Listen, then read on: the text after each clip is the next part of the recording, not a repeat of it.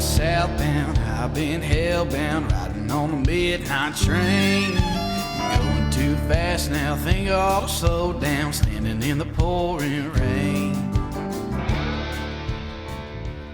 What's going on, guys? Tristan and Tony here with the One Hell of a Life Outdoor Podcast. What's going on, Deb? Dude, let me tell you something. We got meat. Oh yeah, we got meat, and we're thankful.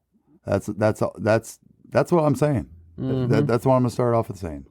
Oh yeah, we're loaded up with speck and snow goose and freaking deer, and it's been a great start to hunting season. Teal wasn't that great, but the last 15 days or so have really been a good turn for our hunting season.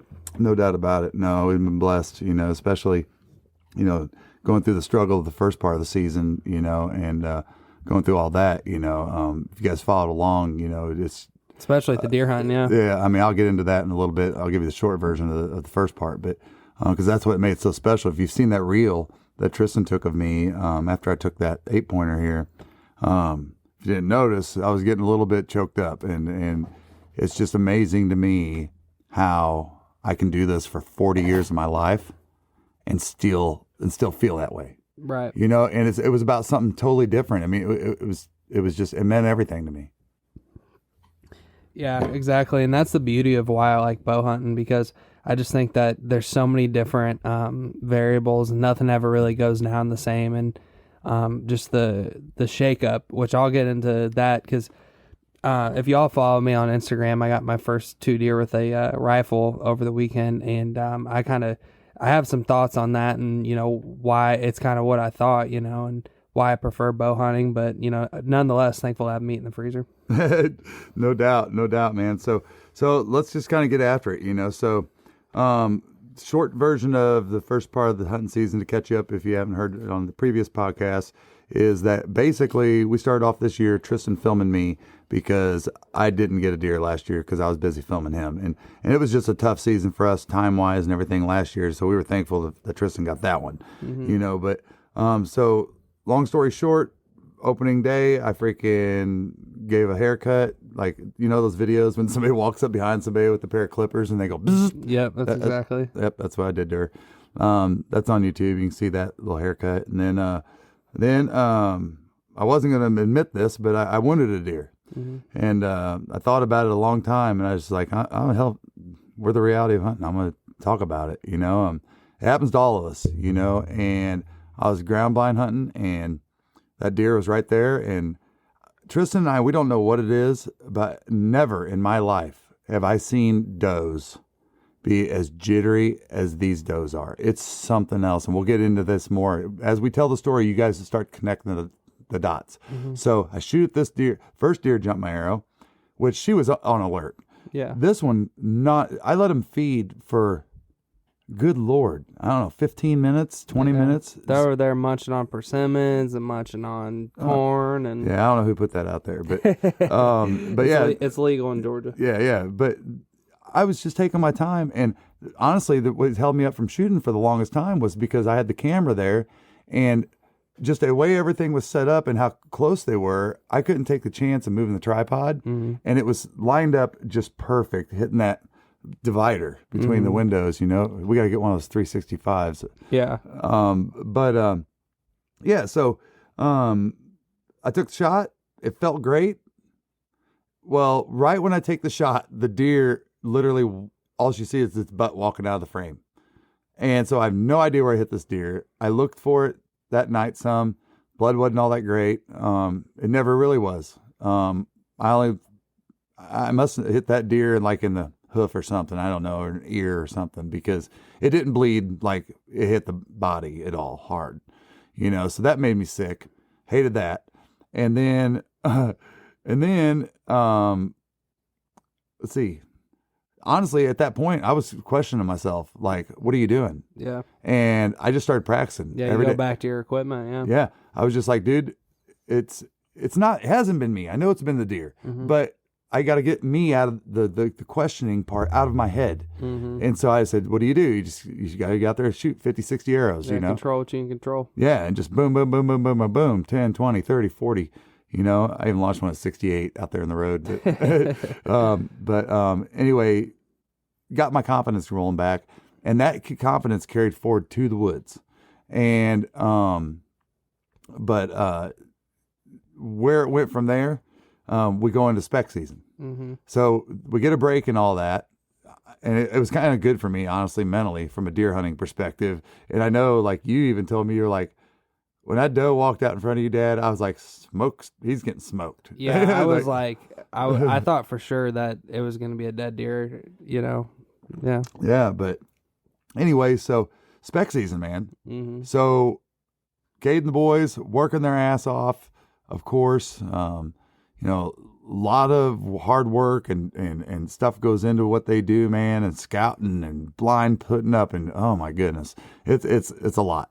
And we appreciate everything those guys did. But another successful year at Delta Thunder Outfitters on opening Speck, man. I mean, we all want the Super Bowl every time, you know, but it's not reality. Right. It's not like you go out and see a giant buck every set, you know, whatever. But we had a good hunt. And honestly, if you guys had watched the video, I think Tristan did a good job of showing, you know, the game wardens were just doing their job. They thought we were picking up what we were doing. I don't know why they would think we were picking up so fast because yeah. So Cade. Well, one thing I want to say before that is none of us. I mean, our time in Arkansas is limited compared to Cade, obviously living there his whole life, but nobody really recalls seeing ducks, and since they were young, that many ducks there that early, which was kind of astonishing, honestly. That number of ducks. Yeah, I mean, yeah, it was nuts. I mean, you'd be sitting there and just look at a cloud of 1,000 pintails with specks. But anyway, yeah, that was nuts. But you know, yeah, back to the whole thing about, you know, the game wardens and all that. Cade, you know, we realized we had big groups of specks landing on the outside of the decoys. Cade realized, you know, hey, we got to make a move here. So they all go out, start, you know, trying to pull decoys off the end or whatever they were doing and give them more of a spot closer to land or whatever. And sprinting, they're like sprinting to do this with a no spool hurry through a freaking plowed field. Yeah, yeah. And so, and we look down the dirt road, and here comes 2 or 3 4-wheelers, three game wardens coming out. And it's like what 8:30, 8:15. Yeah, yeah. And we're just like, I was shocked. Honestly, I couldn't believe it because I mean, we haven't got nothing to hide. I mean, Kate even says in the safety meetings and everything. You know, he says, I want to make sure. Does everybody got their guns plugged? Do you make sure you don't have any lead shells on you left over from, game bird season, dove season? You know, do you, have you got your license, your stamps? You know, he goes through all that with everybody, and but anyway, they came up, and honestly, right before that, man, we had some big groups of birds coming in. Mm-hmm. It was pretty good, and it was trending to be something really good, and it just kind of said, yeah. And the game wardens did their thing. It was all very nice and polite, and everything. And they was even like, oh man, whatever. When we told them that no, we weren't picking up, you know. And but yeah, they just did their job. And then we just really just started knocking some out. And I mean, we were lucky enough to get some snow geese. We got a couple adult snows. We got several. I think like 3 out of the 7 of them were, I call them snow teal. Yeah. Those Ross. Yep. Yeah, they do freaking zip around a lot quicker, don't they? One thing I would add with the game warden thing, kind of just to wrap that up, is like I think it's easy to like take the perspective of like, oh man, these guys screwed up my hunt and get all this kind of like butthurt kind of mentality. But you got to keep in mind, like, they got a really hard job to do, and at the end of the day, they're hunters themselves, and they're just trying to do the best job they can, and it is what it is, and you just got to take it with a grain of salt and be like, well, that's why there's multiple days to hunt, and not everything goes the way you plan, and that's just how it goes sometimes, so. But yeah, those Ross geese, man, they freaking zip and maple leaf and all kinds of crap in there. Oh man, and Tristan got some great footage of these snow geese coming in. No, Specks coming in actually, and they were doing Speck acrobatics. Oh, dude, yeah. It was for the first time we saw geese do that last year, but it was a pair. Mm-hmm. This time, in 2 different series, it was like 10, 12, 20. Just, I mean, dude, looked like they were all going to have a major crash, and I mean, flipping upside down, and I mean, it was pretty neat to watch. But we scraped it out. we had a good weekend. You know, we shot them good. You know, the second day was really tough. It was just a constant rain.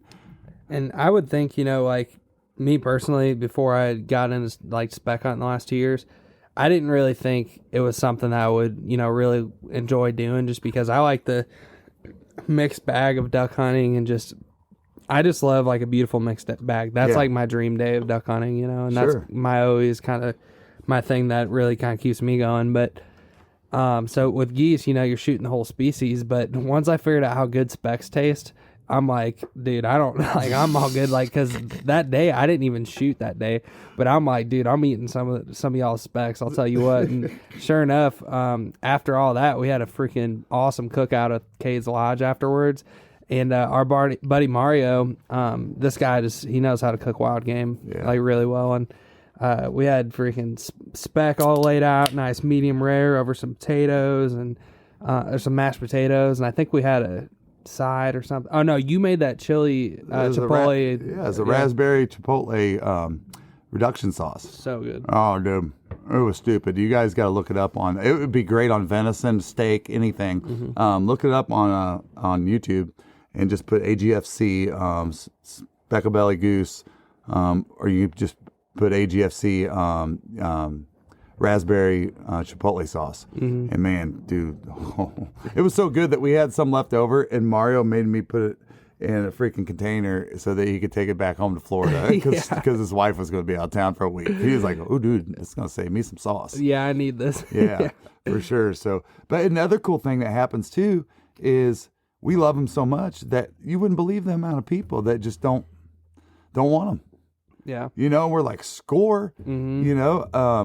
You know, I've got me some juvies that I've got labeled properly that I'm going to be doing that taste testing thing with, you know, and some adults. And I mean, I'm going to do it with snow geese too, dude. Yeah. And, no, it was great. I mean, I had a blast. Mm-hmm. You know, it was the same old amount of fun. We're all sitting around. You just watch the video, man. I mean, come on, man. Yeah. Yeah, just watch the video. It was a good time, and it was our first video full-time, 100% us doing the camera work. So Tristan did 99.9% of the camera work. Because he was going to film the first day, and I was going to film the second day, and the second day we couldn't even have the camera out. It was raining too much. Yeah, it was just a sloppy mess the second day, but yeah, great time. And come back home from that, and we're like, all right, well, Deer's the mission, and work, our personal day jobs have been crazy in the last freaking 2 weeks, and we've just been trying to fit in deer hunting as much as possible.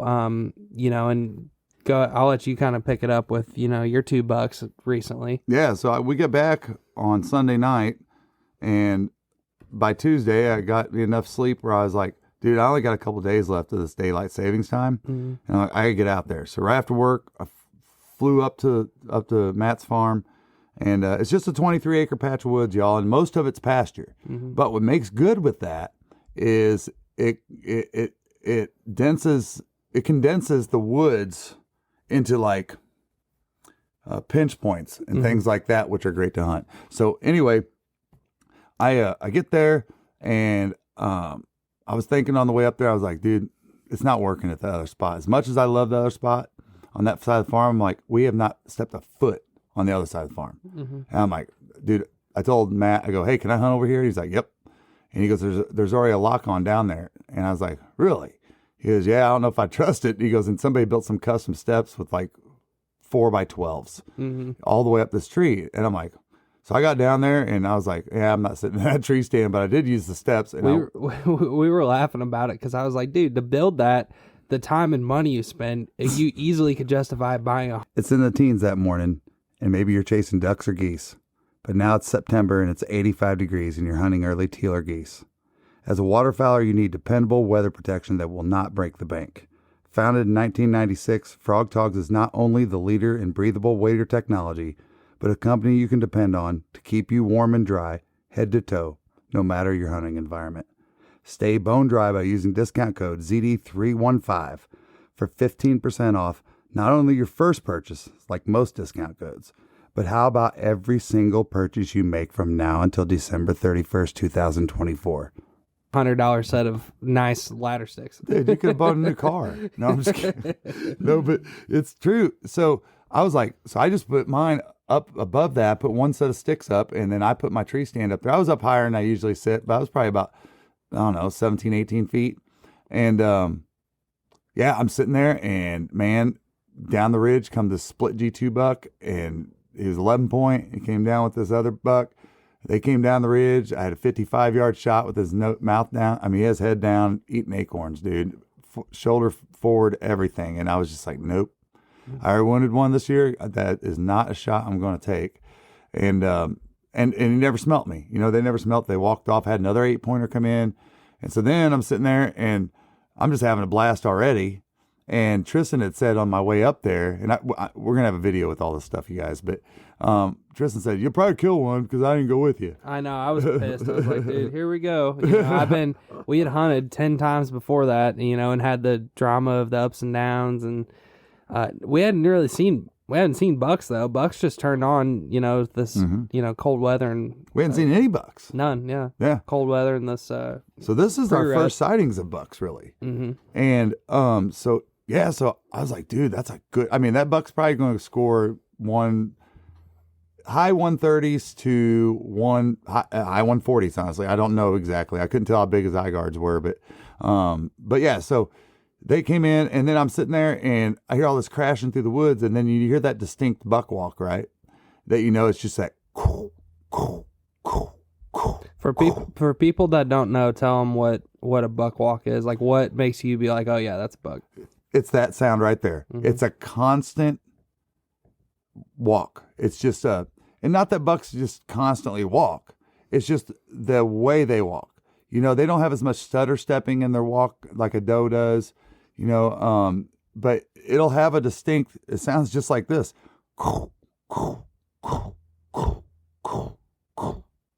When you hear that walk, dude, get ready. It's a buck 110% of the time.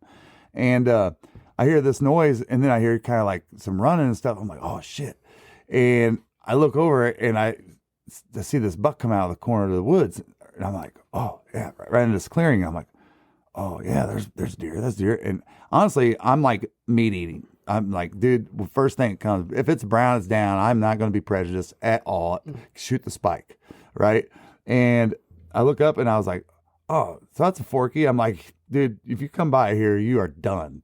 And so I'm watching him, and I look down over here to my left at about 35 yards, and there was all this like honeysuckle and stuff, and I see something move, and there's this other buck right here. I'm like, well, shit. First one of you guys that comes by is getting smoked. Well, the forky passes him up, and he comes walking first. And I was like, no, I got to shoot 6-pointer, you know? So 6-pointer waiting for him to get by me. And dude, I did perfect. It was the most perfect shot I've ever made in my entire life. If you didn't see the post, go back and look at 0:30. Mm-hmm. I hit that son of a bitch dead center. Yeah, you look at the heart. You literally could not put a more center shot. No, dude, it ruined his life. It did. And honestly, that deer bounded probably about 35 yards and did a flip the next 10 yards. And that's like the most perfect, you know, what else could you want? Yeah. And so I'm sitting there, dude, stoked, super stoked, super proud of myself for making a great shot. I was aiming at the heart because I was like, screw all these jumpy ass deer. Yeah. And anyway, but that was incredible. So we go throughout the rest of the week, and we get through the week, and Tristan and Katie had their anniversary coming up. So Tristan and Katie went to Savannah for the weekend. And I was like, dude, I got to get out there and hunt. And I'm like, I'll just film myself, you know, and just do the best I can or whatever. And I hunted hard, dude. I was hunting hard. And every set I saw deer. Mm-hmm. And I'm like, dude, this place is just like, so I named the tree stand Highway Stand because, dude, they were just all over the place. Mm-hmm. And I passed up several deer after that, you know, like Friday and Saturday. I had a non-typical spike. If you can even imagine what that looks like, y'all, you'll see the video. He come walking right underneath me, and I was just like, a week ago, you're going on my wall, bro. But no, I let him walk, and then had another nice buck, and I don't even remember, dude. But I know at one point I had seen 6 bucks that were all different. but I'd seen the same one twice because I just knew what his 8-point rack looked like. So, yeah, we go into Sunday, and part of setting this all up is that Tristan's limb broke on his bow. And honestly, we got so many financial obligations throughout the rest of this traveling hunting season. It just didn't make sense for him to get a used bow right now or try to get a new one right now. So I was like, dude, when you get back from Savannah, hopefully I've killed out, because I was going to shoot a doe too, or whatever. And I was going to get my 2 deer. That's what I need to get through the year.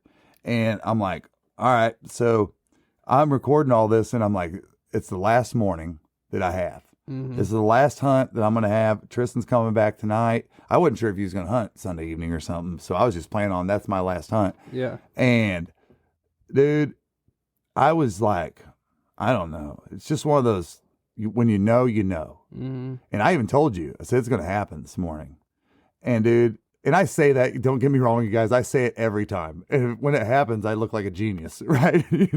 But you guys know what, y'all, gals and girls, you know what I'm talking about. You're in that zen, right? Well, yeah, in the woods, you can hear, like, there's a calmness to the woods that you just feel. And I feel like it has something to do with, it's got to do with, like, the barometric pressure or something like that. But I say calmness, but I don't know, it's like a feeling. But then at the same time, you, like, the squirrels are active, like, these other animals are active, but there's just, like, this calmness to the woods that just feels like this is when deer are going to walk through. And I feel like you just over time get that feeling where it's like, man, this seems right. But what is it? I mean, I'd be interested to hear somebody that really understands psychology and brain power. I mean, but to me, is it an involuntary reaction to subconscious thoughts? Just replays of hundreds of times, right? If somebody like me, man, yeah, I mean, it happens. And I don't know if it's because of that. And my brain's just like, oh, yeah, I remember this, Similar things. Yeah.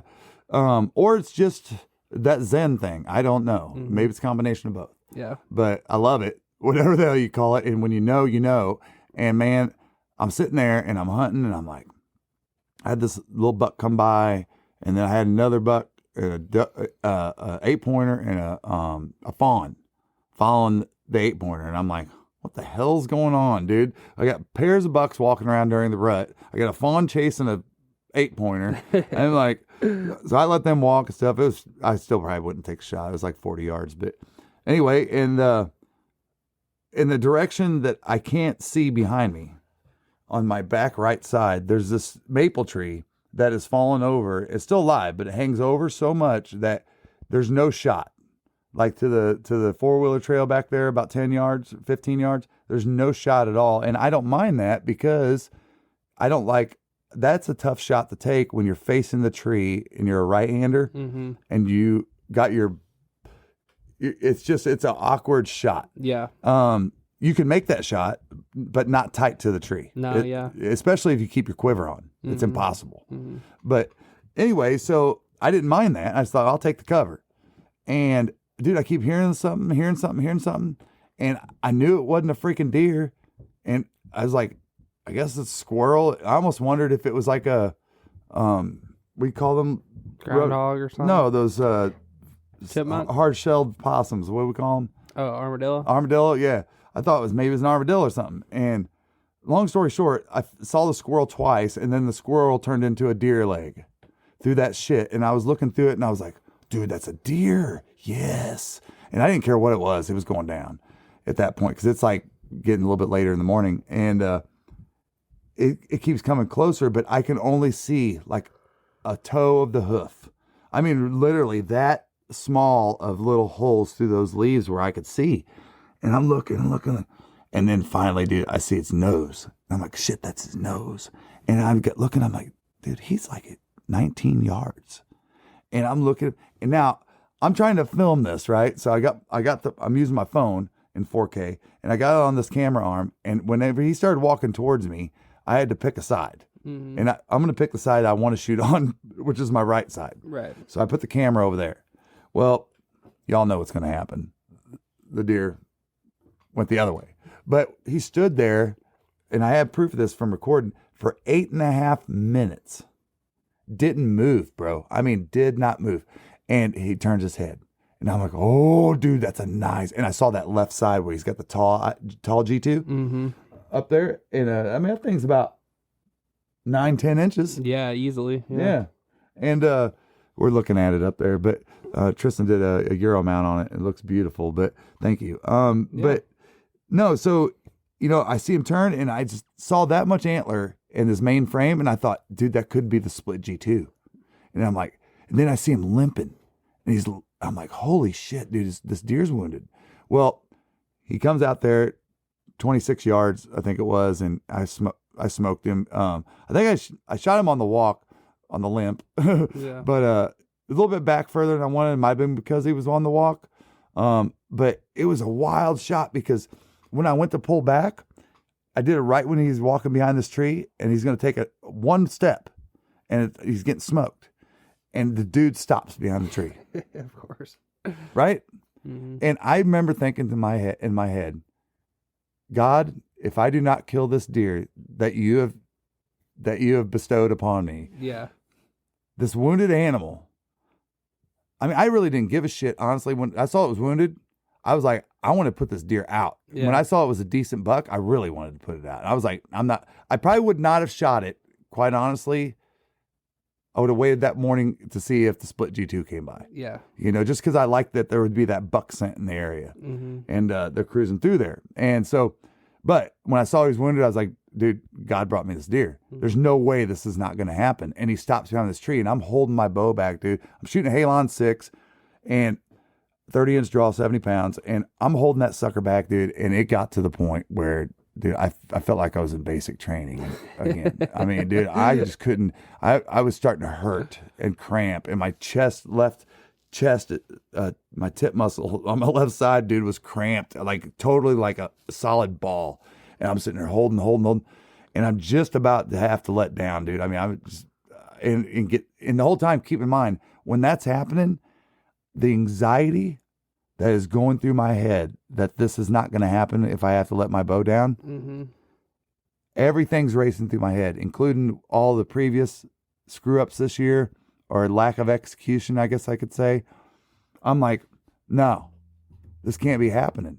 And so I just sit there and held that thing, and he walked out, and I was like, remember, push and pull, push and pull, push and pull. And I just recentered everything. I went through my, I had everything back, but I made sure to get fully extended. And, I recentered my sight on my peep. And, I just said, man, put it on and let the spirit of the wild fly. And dude, and I let it go, and it scared me. It did. It scared the shit. I mean, I just looked out, and my arm was still out there, the arrow. And then all of a sudden I hear that classic sound that it's a good hit, dude. I can't even portray it, but that sound, I almost felt like I heard air release, and I was like, dude, I must hit him good, but I didn't have any idea, and I wasn't filming it because the camera's on the other side of the tree, and I just didn't have time. I wasn't going to risk it. I'm like, dude, I'm shooting this deer. And I got down where I thought that he ran, couldn't find any blood. And I was like, no way. And so then I ended up finding the blood about 40 yards, and make a long story short, it was just spraying everywhere from there. And he didn't run another 75 yards, I guess, but I hit him right through the back of both lungs. And you'd be surprised where that rib cage comes to the back. I was probably about 2 ribs in. And it went right through back. When that lung gets up where it kind of triangles in the back, I shot it right through the center of the last 2 inches of a triangle. Wow. Yeah, it went right through both of them and killed that sucker quick. So that was a magical morning for me. And I felt like really, you watch these shows in Alaska and these Native Americans and natives to up there, and they talk about the gods or the animal giving themselves to you. And dude, I really felt like that deer gave himself to me, and it just meant everything to me. I don't know. It was crazy. And to do it on the last morning, and then we could get the bow switched around so that you could start hunting, it just worked out perfect outside of you filming it. Yeah. And it's gotta be cool too, to be like, for the first time since, we've been hunting Florida or Georgia, to be able to like tag out on bucks. Like, like even the 6-pointer is a decent buck, and then that one's a real nice Georgia buck, and like just to be able to check that off as a thing you've done is kind of neat, you know, just because all this time hunting in the South, like the first time to do that, you know. Yeah. Well, and then so let's talk about the limping thing. So like we get the deer, and me and Matt are looking at it, and I see this hole about the size of my pinky, right in the skin, right in the shoulder. But when I push my finger through it, it comes right out like, you know how that little shoulder bone sticks out a little bit? It went in it. There's a hole here in the back of it, and then there's a hole in the front of it, like as if it went in and out and never hit the cavity. Yeah. And I was like, dude, that guy had to either shoot that thing straight on or straight away, something. And I'm like, somebody shot that thing with a rifle. And I'm like, it hasn't even gotten, you know, pussed up or anything yet. This had to be that recent. Yeah. And this is a pretty symmetrical 8-pointer, you know. Well, long story short, we get this thing in here, and you know, we do everything in here, man. We skin deer, we cut them up, everything in the studio. But we get them up, and Tristan's like, ow. And I'm like, what? And he's like, dude, there's an expandable broadhead buried in his shoulder. And dude, it had already grown around it. It wasn't infected. I didn't end up keeping that shoulder just because there was a lot of yellowing. And I'm sure it was probably fine. It was probably just from the trauma and the blood dissipating or something, you know, over time. But this deer had been like that since who knows when, a year ago probably. And what a tough son of a bitch, dude, to make it through and not get smoked by coyotes or something this whole time. Was that on his left shoulder? That was on his right shoulder. I shot him on his left. Okay, I was just wondering if maybe that's why the left side of his rack's so much bigger, because you kind of hinted at it a little bit before, but there's that like, and I don't know if it's, you know, some scientists would be like, oh yeah, that's just like, you know, a common myth or whatever, but the whole drop tine thing to a wounded side, you know, I was just wondering, but well, typically what happens is it usually occurs mostly on back legs, and you know, when you have an injury to a back right leg, you'll find non-typical on the left side. But there's also situations where it's, you know, there's no rhyme or reason to it either, you know. So, but there's definitely something with injury to the opposite side. There's a commonality with that. There's also a commonality with non-typical, and I've seen it with bucks that we assume either they got attacked by a coyote and got bit on the nuts, or they got their nuts caught in the fence. And you know, I remember we found one that, dude, this thing was a giant non-typical, and they even had a radio collar on him. Not when that happened, you know, but later on when this guy shot him, yeah, it's crazy. Yeah. That, you know, you think, well, there's that injury. So did that have something to do with it? Who knows? But long story short, though, guys, it was just it was a magical time for me. And so then we got the bow switched over, and then we go into last weekend. Yeah, and the bow switch over thing was really a lot better than I thought it was going to be, because we went up to this place called the Outdoor Depot up here in North Georgia. Yeah, shout out to those guys. And we went up there, man, and it was $50. It just changed that little part. Boom, boom. We were in and out of there in 20 minutes probably. And then the bow was fit to me. And we go into this past weekend. We get out there, and Saturday night, I guess it was Saturday. We'd hunted Saturday morning, or did we? No, we had to work Saturday morning, so we got out there like Saturday mid to late afternoon, and then we're gonna hunt Saturday night. Well, this basically right before dark, this deer comes walking through, and I could just see just enough of it to put it behind the shoulder. Felt confident in the shot. I was within, I think it was 25 yards. 22 It was yards. dark though. It was enough though that I could see behind, you know, I could see through the pen, see behind the shoulder, knew where I was putting it. And while I was filming it, you can see, I mean, through the camera, you can see a silhouette, and then Tristan's freaking green lightning shooting through the air. My lightsaber. Yep. Yeah. So, I freaking felt really good about the shot. I see the deer run off with the arrow in it. In the outdoors, every detail counts. See sharper, aim clearer. From the river's edge to the heart of the flooded timber, Hook and Bullet has your vision covered. Hook and Bullet's purpose-built optics are flawlessly crafted to give you an edge regardless of your outdoor pursuit. Use code ZeroDuck30 for 15% off a pair of Hook and Bullet sunglasses today. I see the arrow, when I shot, I saw it run off with the arrow for about 20 yards. And I was like, well, that's a good sign. I could see it's right behind the shoulder. And then the arrow comes out. And then, of course, you have the question of, we heard running, and then about after 50, 60 yards, a crash, I guess, where it jumped over the creek and stuff, and then nothing. Well, it made that sound too when you shot it. Yeah, it sounded like It released air. Yeah, It's like, ah. Yeah, it did. It made like a, bah. yeah, it made a sound, yeah, Yep. and you just heard that pop, and when I'd hit, and felt good about it, and we get over to the arrow, and and experiences with like hitting muscle or hitting guts or hitting whatever, when you look at the arrow, you're typically like on a gut shot, it's not a lot of blood, it's kind of slimy, meaty, that kind of thing. Yeah. Matter. Yeah, a meat shot, like not a lot of blood either, kind of meaty or whatever. Didn't look like that. It was coated in blood. Coated. And I'm like, oh shit, okay, so maybe even though I hit high, we looked back on the video and you can see I hit high behind the shoulder. Oh, the deer dropped to like 12 to 16. Back to your drop and go thing. Dude, eating corn. Yeah. Completely comfortable. Completely walked in. Here's how, this is another funny perspective about this deer walking in. So it's getting so dark that if y'all use your iPhone and you put it on 4K, 30 frames a second, you're going to get the most natural, the most light out of that phone. Well, it got so dark, and without my glasses, sometimes I can't see shit. And so I'm just sitting there holding the phone out in front of me with that, and I had the light turned up, the brightness of it all the way up, and I'm just holding it out in front of me. And all of a sudden, in the frame of the phone, I go, dude, there's a deer walking there. And I looked at Tristan, I'm like, deer. Yeah, and I didn't even, neither one of us, I think, heard it. It. Just snuck in, dude. And yeah, it was as calm as a deer could be. Walked right in, knew what it was going to do, walked right over to that. There wasn't but maybe 20, 30 pellets of corn over there. Yeah.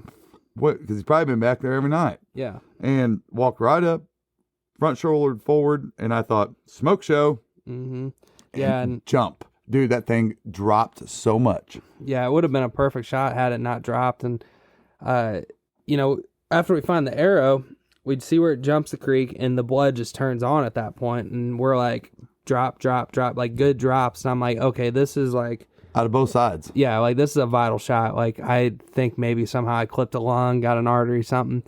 And keep in mind, this is seeing that good of blood in rain-soaked leaves. Right. Yeah. Yep. So because it rained all the day before, then the morning. Yeah, and so all the leaves were soaked. Some of them had puddles of water on them still. So that blood that we're following, we're not seeing all the blood, dude. A lot of it's watered down. Yeah. I mean, it was still like a lot of blood. Yeah.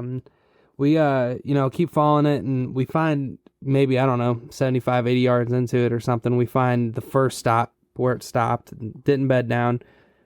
Great puddle of blood. Then you go another 10, 20 yards. Another great puddle of blood. Like we're talking 1.5 feet by like 6, 8 inches wide. Yeah. And then like very consistent with like a vital shot. Yeah. And then we go another 10 yards and find like 5 last drops of blood. Yep. And after that, we looked for 3.5 hours, covered, hundreds of, I bet we covered 10, 15 acres.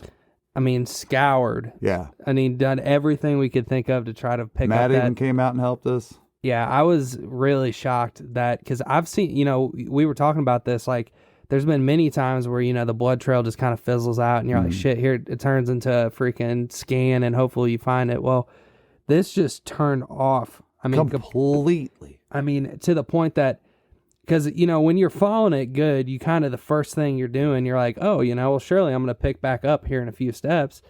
And it never happened. And then the next thing I remember thinking in my thought process is like, let's map out all the possible ways it could have gone. Yeah. We followed all of those out, like these obvious like runs that could have gone down, all of that, nothing.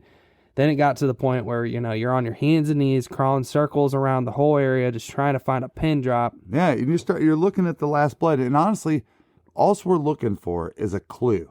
And the clue... Could be hair. The clue is the direction of where that drop is compared to the last drop. Yes. And, dude, you could have a drop sitting here that you're looking at, and let's say it's sitting right in front of you. Mm-hmm. You're looking at it, and if you find one drop 3 inches to the right, that could solve the story for you. Yeah.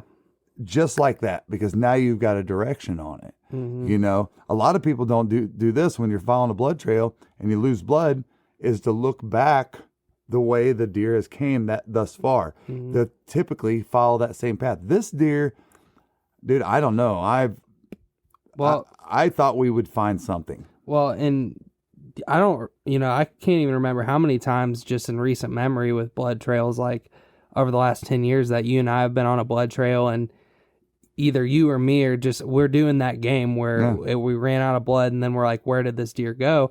And then all of a sudden 30 or 50 yards away, one of us whistles, and sure enough, we picked it up, and all we were doing is like, what is the logical places this deer could have gone?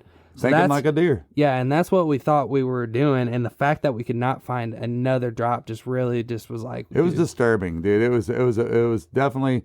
I don't know. I've only had one other time that happened to me. And actually, I told you the story about it just a couple weeks ago. And this deer, I shot it. It bled like crazy. It got to this fence line, and I was like, it's definitely taking left or right. Dude, never found nothing. I swore that it must have died right there, and the neighbor saw it and took it away.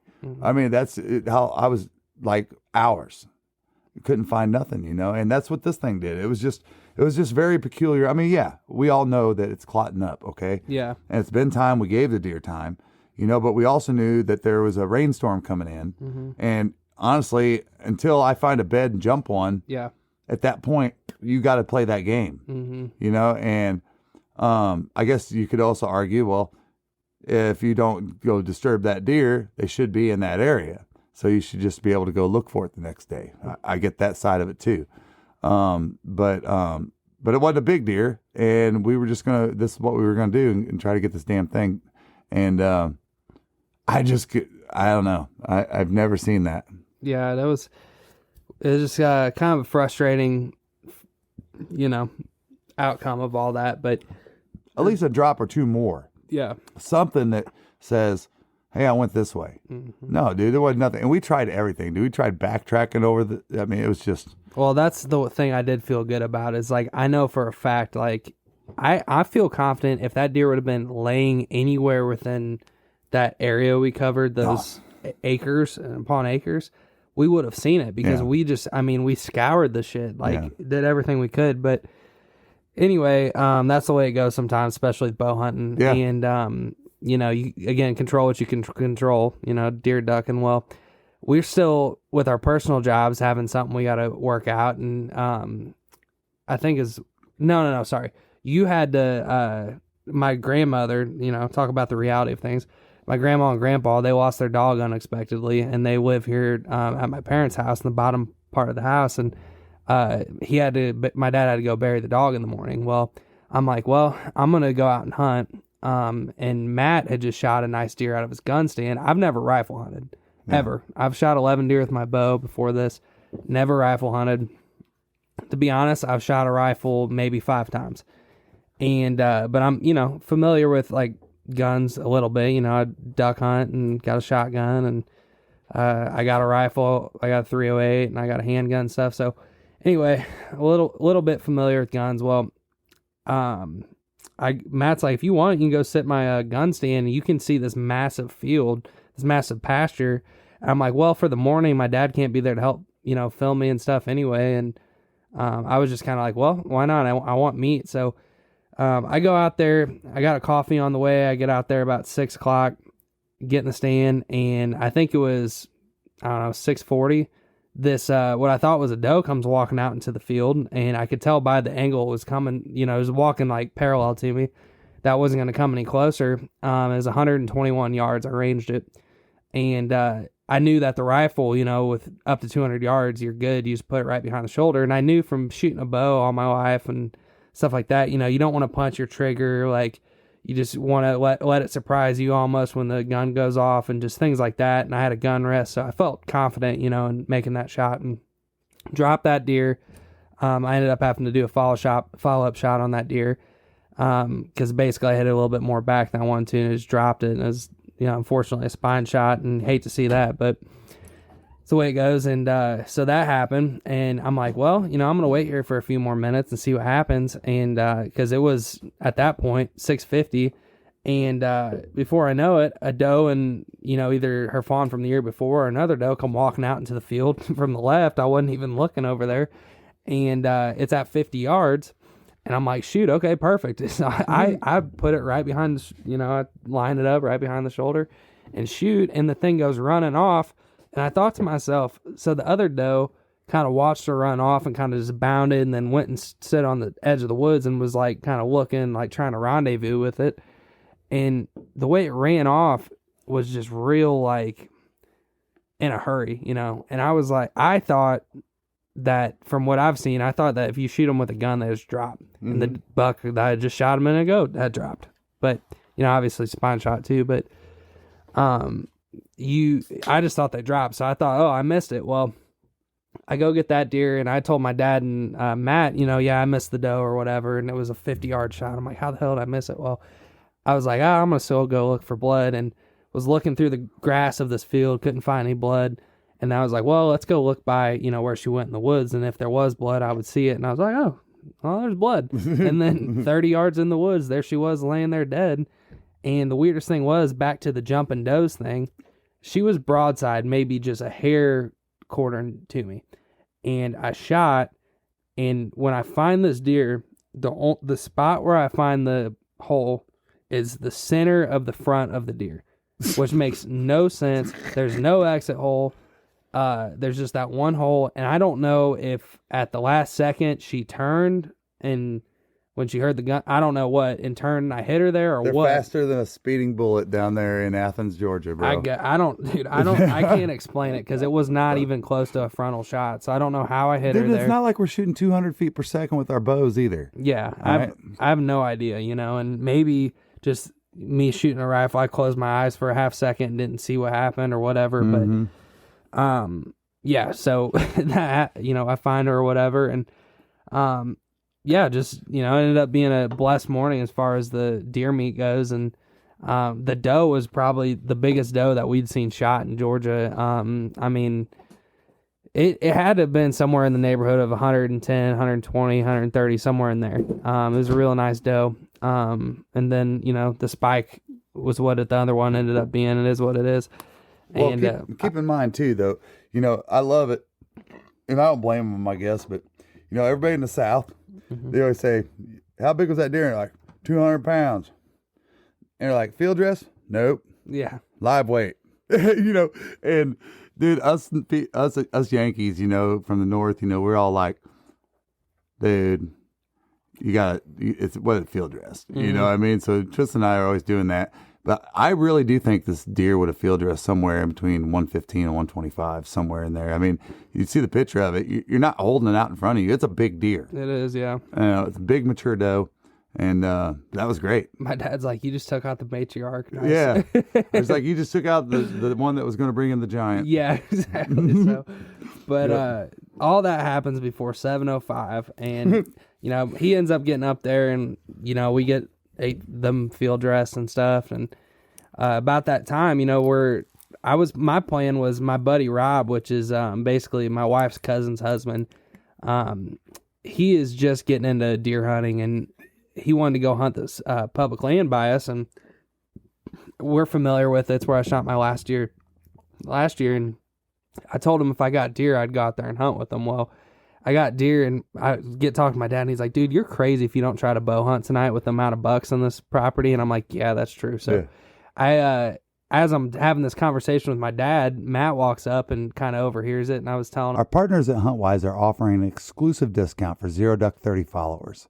As an elite member, some of the features you'll immediately gain access to are Huntcast, Windcast, peak kill times, property lines, owner information and phone lookup, 250 map layers, unlimited offline maps, 3D maps, social media, and on top of it all, save up to 50% on some of the top hunting brands in the industry.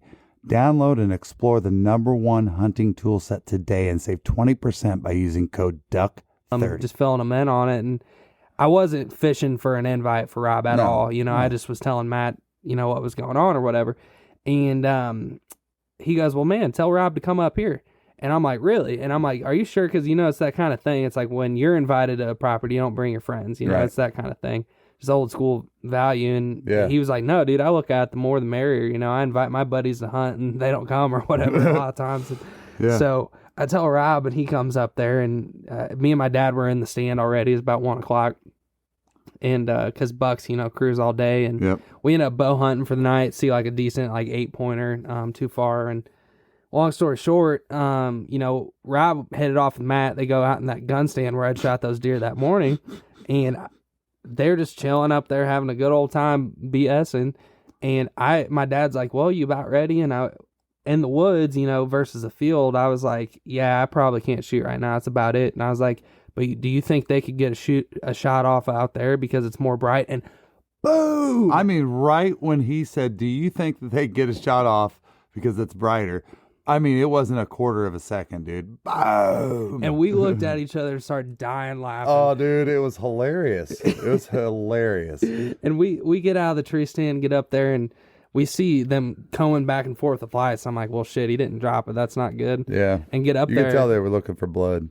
Get up there. They didn't have blood. And long story short, we ended up finding blood shortly after You did. that. Yeah, I ended up finding the blood. And It wasn't even, I mean, no disrespect to them, but you do, that's the one important tip right there. Before you get down, make a point of marking something in your head.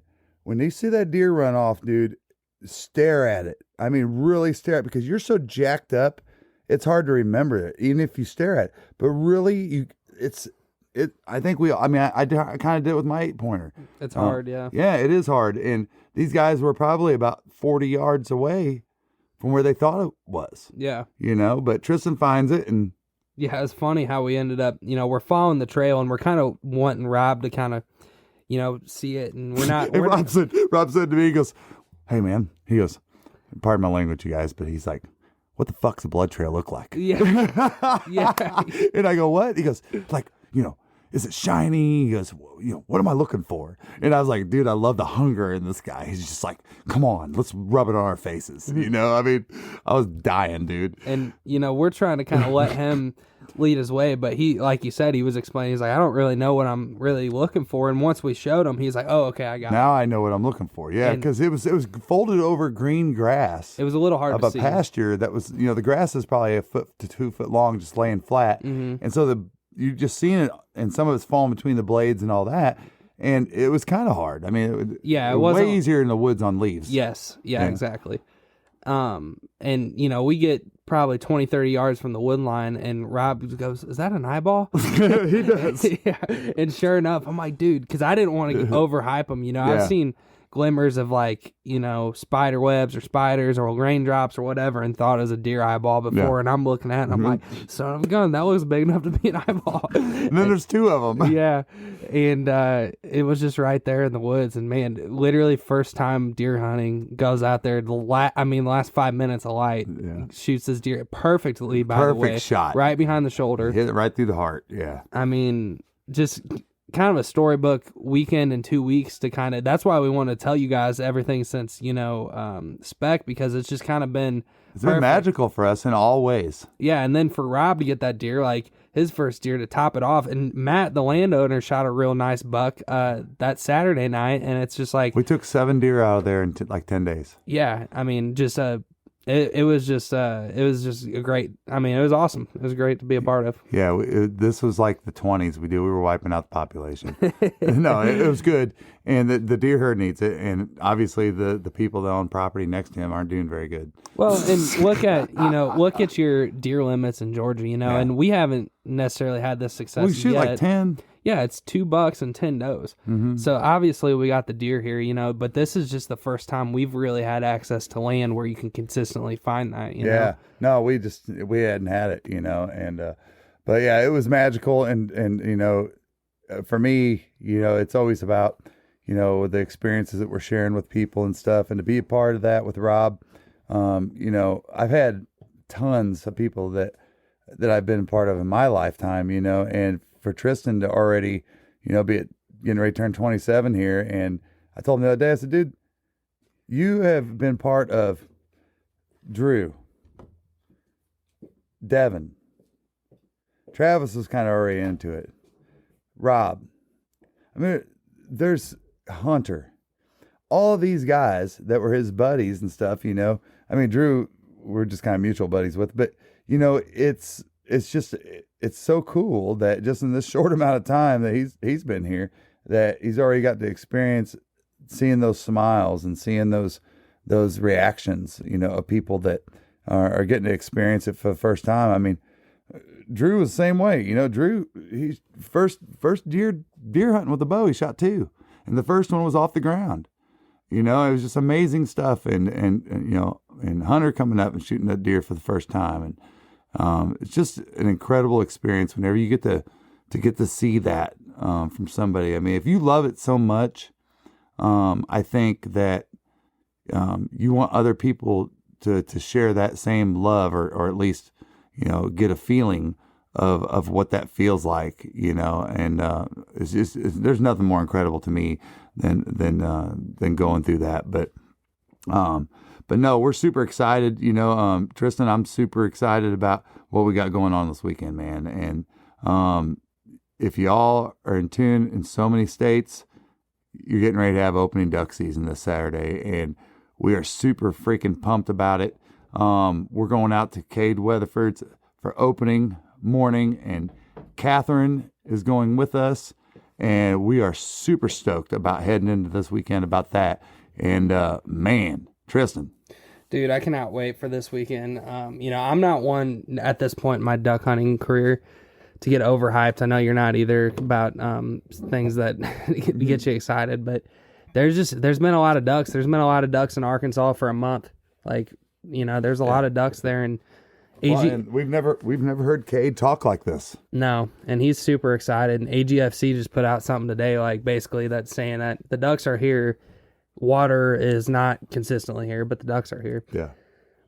So yeah, we're hoping for the best, but we've also been humbled. I mean, the last 3 seasons has been tough, man. I mean, honestly, every single opening weekend we've ever had in our duck hunting career, we've never had. No, we've never, even in Georgia, and never had that barn burner, you know, and went out there to smoke their ass, and you know, maybe we'll get lucky this year. You know, I mean, it's what it all comes down to. You can have the ducks all in the area, but the fact of the matter is, what they're doing now and what you're seeing them do now, that's all changing when you got thousands and thousands of duck hunters hitting the woods and the fields. Yeah. That's changed, dude. Their patterns are going to completely change. Yep. And quite honestly, they're more predictable later in the season going off of those hunting areas and rest areas and stuff like that than they are right now. Yeah, that's probably true. That's a good point. And they're going to split up a lot.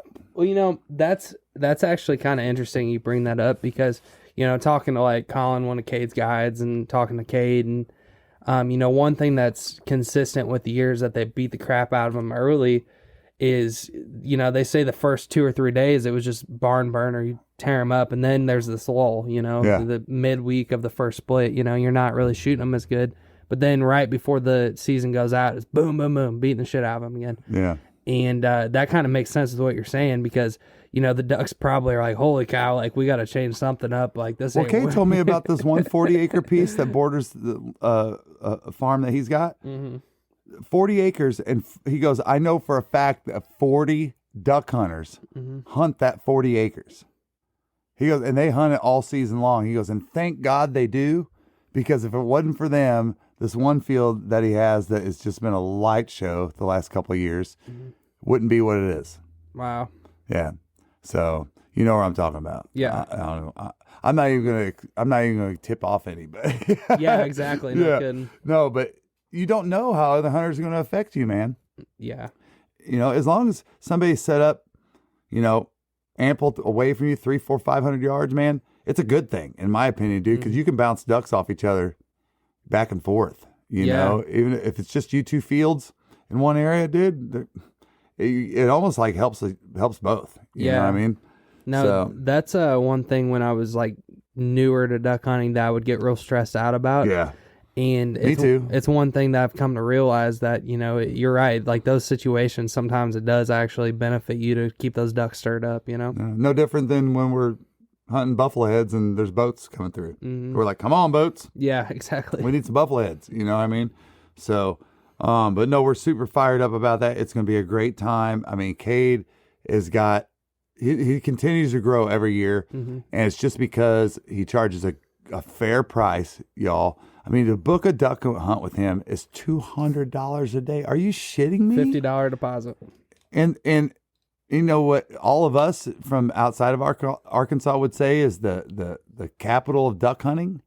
And you get to go there and have a chance at 6-7 species for $200 a day. Yeah. Dude, I mean, you cannot beat that. And, he doesn't run a cheap operation either. I mean, he gives you 100,000%. Mm-hmm. And gives you everything he's got. He actually told me it's not about the money. He said it's about when I see the smiles. Mm-hmm. That is what makes him move. That's what makes him not sleep all night and be pumping water or whatever it is. It's chasing that. Yeah. And it's incredible that he charges the prices he do. I mean, quite honestly, Tristan and I both told him that you need to charge way more. Mm-hmm. I mean, I think if Cade charged $500 or $600 a day, it would be fair market value. I mean, it's not. Cade provides it's more of your blue collar environment. Mm-hmm. I would kind of label it like that. You're not, if you're wanting to stay in the Taj Mahal, it's not placed. But if you want to come hunt good old hunting cabin and hang out, and that's what you're going to get when you get to Cade's. Yeah, there's no doubt about it that when the ducks are in town, that what he's got going on is, I mean, what else could you ask for? I mean, dude, we've seen the whole gamut. I mean, we've seen hunts where you shoot a 6-man of just freaking green wings. We've seen hunts where pintails are following. We've seen mallard hunts. 6-mans of pintails first hour. I mean, yeah, it's been all over the board, and all kinds of great hunts and memories and stuff. Yeah. So we're really excited that Katie's going out this weekend. So if y'all follow us, that she went out on her first duck hunt last year.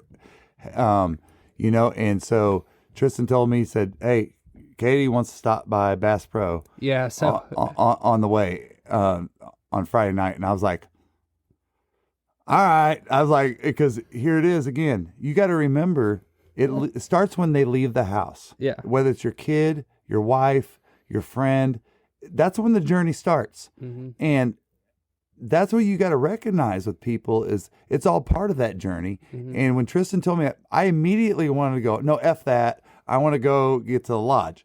But then I all of a sudden went, and I was like, no, wait a minute, man.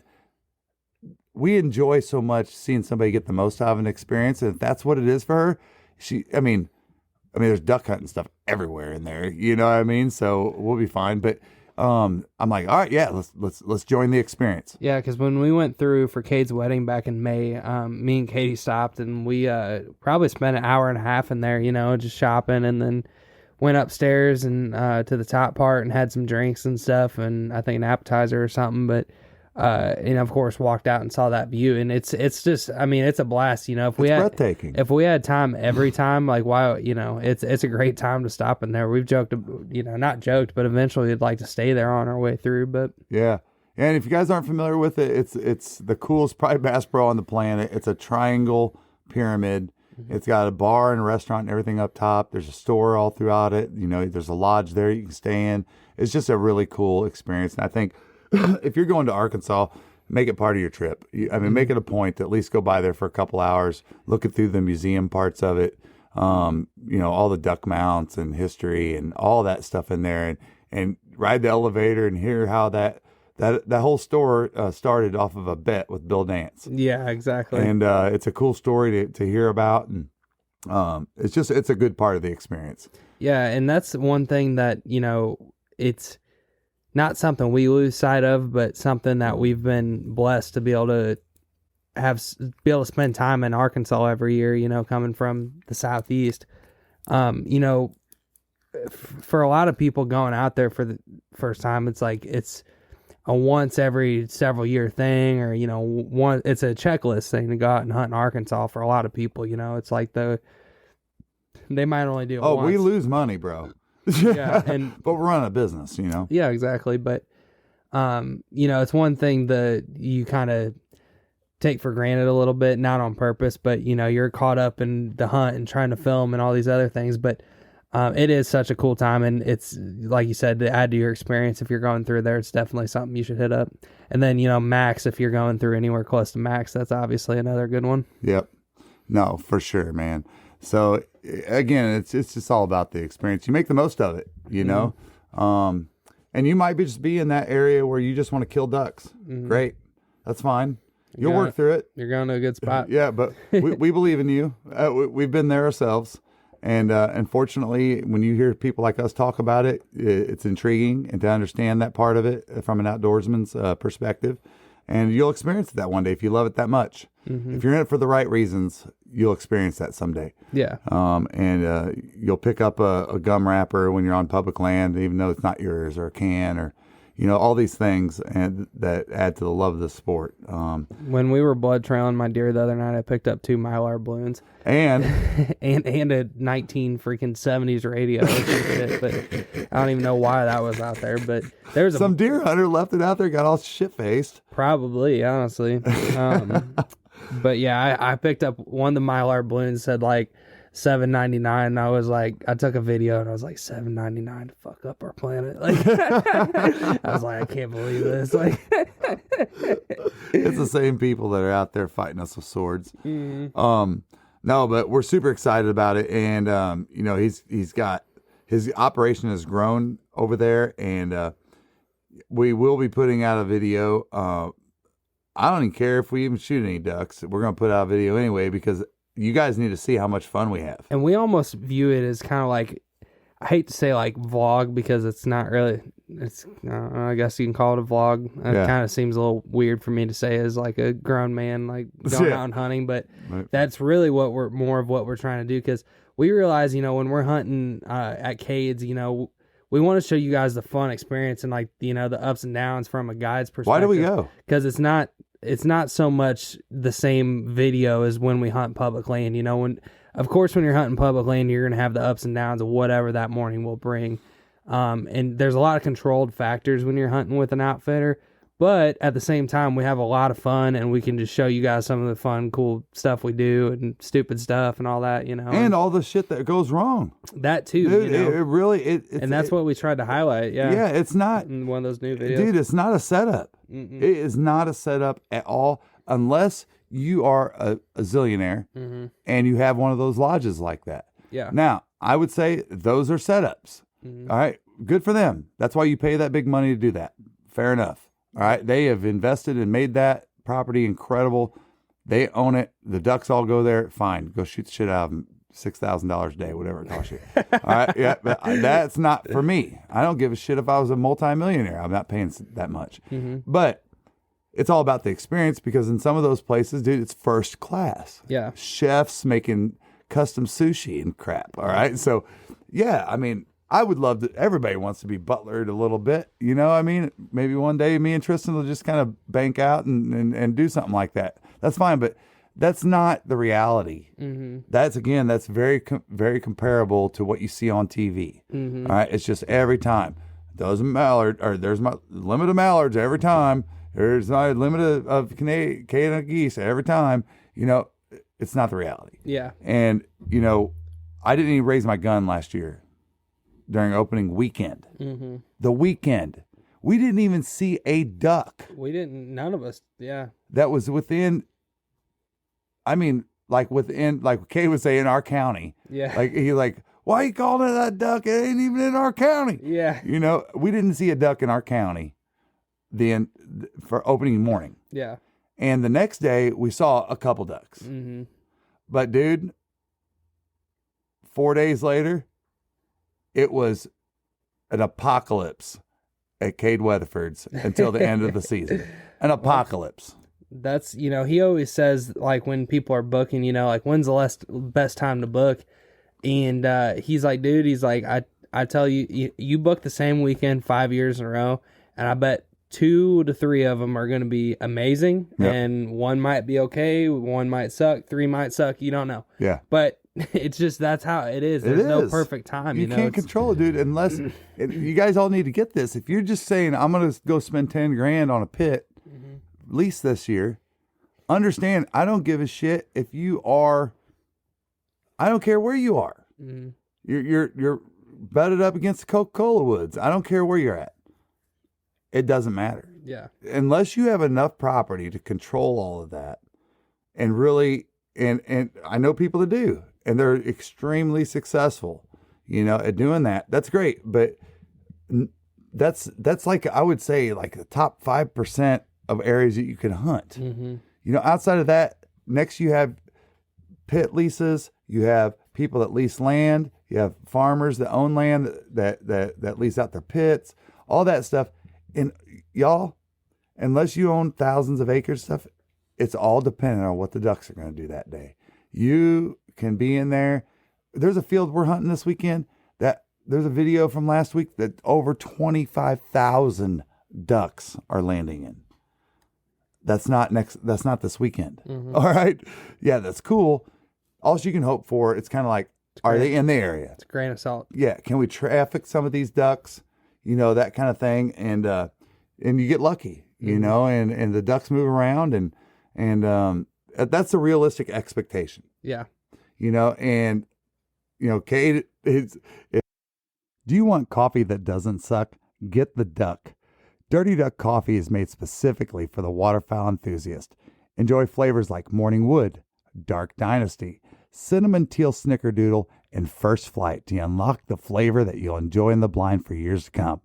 Our friends at Dirty Duck Coffee Company are now offering all Zero Duck 30 followers a 15% discount when you use code ZeroDuck15 on your next order. Is backed off after getting I think he inadvertently on the phone with us got super excited and didn't realize it, and then he shut it down. Yeah. Because he was like, I can't act like that in front of these guys. Yeah. I mean, really. But he called us like, dude, you act like... I mean, we're just like, we got a phone, and Tristan goes, have you ever heard Cade talk like that? I go, never, dude. He's like, there's widgeon and pintails landing with these 500 Specks. widgeon landing in front of me. This is in October. Yeah.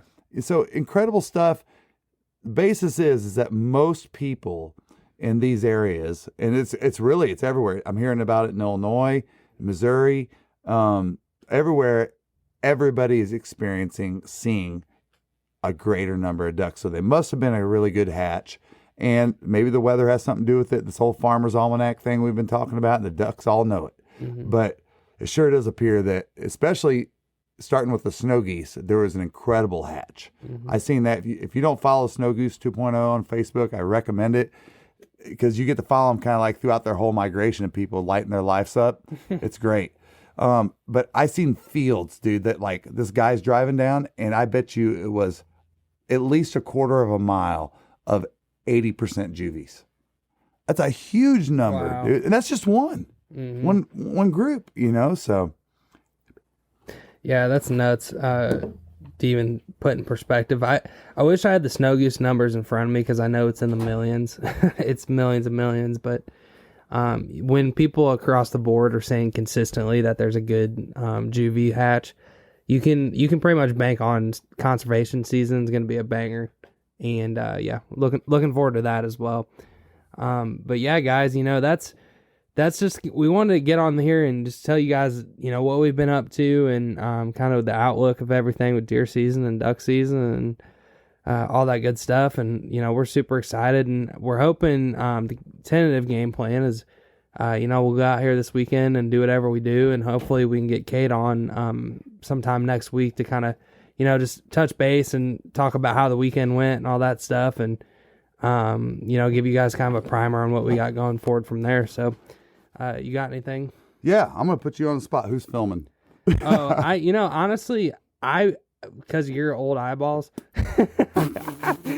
He doesn't trust my eyeballs.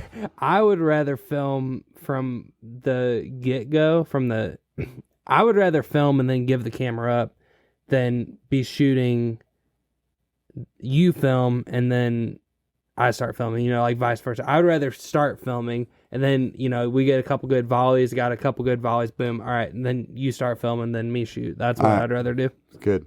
It's fine. I was just giving you the option because you sacrificed your soul to the Specks. Yeah, I did. That's what we should have called the video, sacrifice to your soul for the Specks.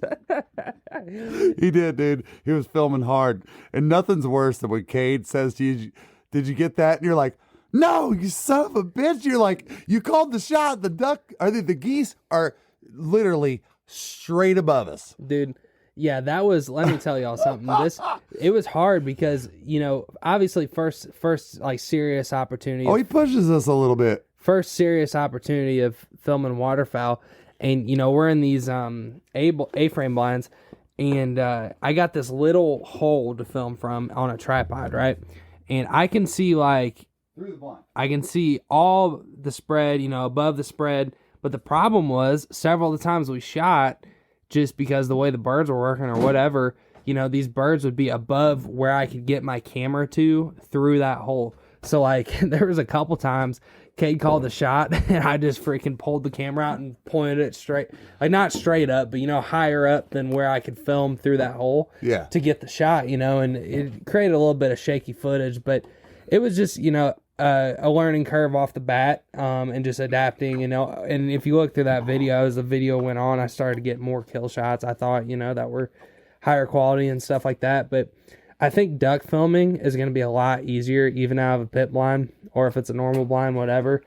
I just think, because the other thing with those geese is, there was a ton of geese at times, and I would be filming some that I thought we were going to shoot, and then we shoot these over here.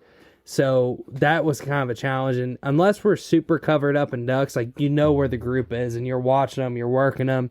And I think that's going to, lend to an easier filming experience. But yeah. Yeah, no, I don't think so. I disagree. You don't think so? No, you want me to tell you what's getting ready to happen? What? You're getting ready to go from college football to the pros. I don't think so. We were moving at the speed of college football with Specs, and I think the Ducks. Well, they're going to be faster for sure. Well, I'm going to say this. Here's what my biggest fear is. My biggest fear, my biggest hope combined together is that there's so many ducks that I don't even know what to do. Yeah. So if that happens, that means that everybody else isn't going to know what to do, and they're just going to be shooting the shit out of them, right? Yeah. Well, that is the hardest filming environment that you can imagine. For sure. I had that happen to me last year, you guys.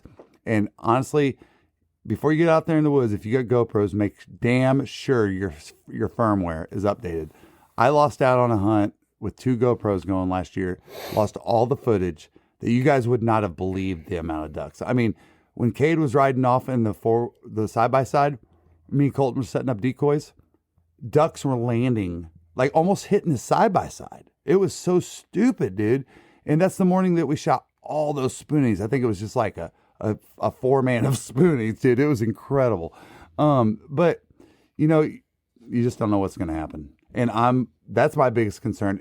I do think we feel ducks and we know ducks at this point, and we know how they work, especially different, we've been out there enough that we know how different types of birds work, and the teal are going to be more sporadic, and the ringers are going to be sporadic, and, the mallards are going to work slow. The pintails are going to definitely work slow. The widgeon, when they commit, they just say, yep, we're going. Yeah. And they just, bam, and same thing with the dang spoonies. Mm-hmm. They do the same thing. So I think you got to take all that in consideration when you're filming. And thankfully, we've had the experience from a hunting perspective. At least you're getting your eyes on them, Well, I think the blind setup, lends to having more, it being an easier, filming environment. And also, like you said, about knowing the birds a little bit. And unless and that's kind of what I was saying before, unless it's just a tornado of ducks, that would be hard. You just kind of got to go wide lens and hope for freaking the best, at that point. Yeah. But if we're working a group of 8-10 ducks, it's they're going to be faster. It's going to be a little bit harder to stay on them. But, at the end of the day, it's I would take my chances with that personally than the freaking tornado cloud of geese, or we're shooting them over here, having to film through that limited hole, because when we're in a duck blind, especially if we're on a wood line or something like that, there's been times where our cameramen that we brought up there have got out of the blind and went and set somewhere on the wood line and got completely out of the blind. So I think that range. I bought a ghillie suit, dude. Exactly. Yeah. The range I think is going to help us, Yeah. I bought that dry grass ghillie suit, dude. We'll throw some rice stubble on that thing, or some. One of the fields that we're gonna be hunting is potentially a Milo field that's been cut. That's really unique up in that area, and right now the ducks are hammering it. So yeah, it's just the challenges are there when it comes to that, and I just think, when they're moving like that, y'all, you got to do all this stuff. You can't have autofocus going on like your phone does, when you're using a camera, because there's just too much shit gets in the way. Yeah, I'm excited about what this camera is going to produce. I really do, and I think with all the practicing, especially that I've done with all these ducks out back, dude, all summer long, I'm ready to tell a good story. That's right. Yep. So, yeah, guys. So, yeah, we just wanted to hop on here and just give you our update and all that stuff, and hopefully we'll be putting some badass stuff on YouTube, mid next week. And yeah, that's just pretty much the update.